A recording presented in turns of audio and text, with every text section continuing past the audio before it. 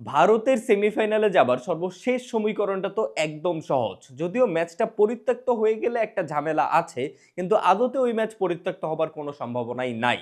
তাই ভারতের সেমিফাইনালে যাবার সর্বশেষ সমীকরণ হচ্ছে ওয়েস্ট ইন্ডিজের বিপক্ষে জিতে যাও, সেমিফাইনালে চলে যাও। কিন্তু পাকিস্তানের বেলায় সেমিফাইনালে যাবার সমীকরণটা এতটাও সহজ না। প্রথমত, শেষ ম্যাচে শ্রীলঙ্কার বিপক্ষে পাকিস্তানকে জিততেই হবে।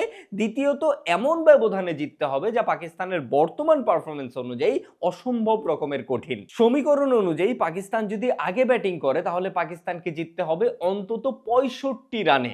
অর্থাৎ পাকিস্তান আগে ব্যাটিং করে যদি 160 রানও টার্গেট দেয় তাহলে শ্রীলঙ্কাকে আটকে দিতে হবে 95 রানের মধ্যে। আর যদি পাকিস্তান পরে ব্যাটিং করে তাহলে পাকিস্তানকে জিততে হবে অন্তত 7 ওভার বাকি থাকতেই।